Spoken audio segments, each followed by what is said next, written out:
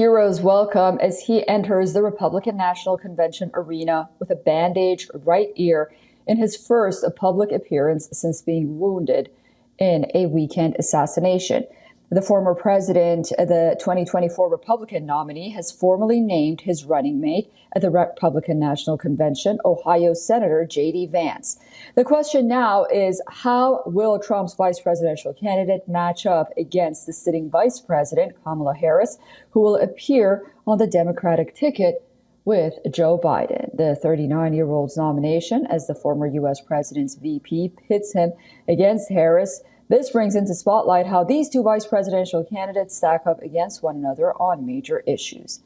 Ohio Senator Vance ran the U.S. Senate in 2022 and became one of Trump's most consistent defenders. He swept to national prominence by his best-selling memoir and eventually movie, Hillbilly Elegy.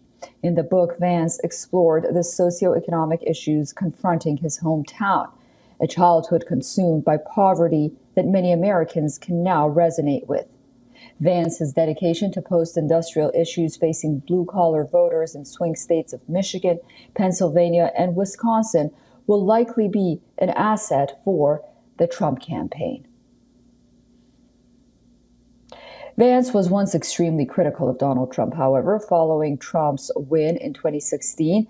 Against Democrat presidential nominee Hillary Clinton, Vance resorted to rhetoric such as quote-unquote idiot and America's Hitler, among others, against the then U.S. president. Trump's VP pick is at least 20 years younger than Kamala Harris and has served in public office, for less than 2 years.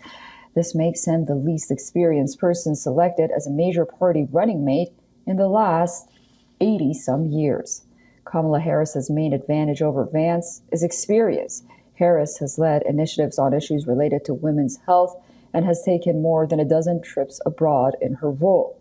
Harris is rallying around key issues such as abortion, women's rights, gun control, and lax criminal justice policies, and is likely to use similar talking points against her Republican rival.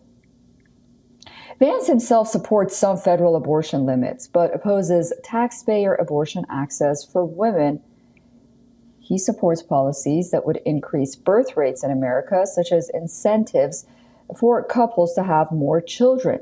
He agreed with the U.S. Supreme Court ruling dismissing a case challenging availability of mifepristone, an abortion drug. Vance's views on immigration and border control largely echo that of former President Donald Trump's. While Harris was tapped by Biden to lead efforts to tackle the migration crisis at the U.S. southern border, she was criticized for not taking the issue of increasing inflow of migrants seriously. Vance and Harris will face off in a debate later this year. The Biden campaign has agreed to a CBS-hosted debate for either July 23rd or August 13th. In a message congratulating Vance, Harris expressed her hope that the two can meet in the vice presidential debate, which was proposed by CBS News. For all the latest news, download the WION app and subscribe to our YouTube channel.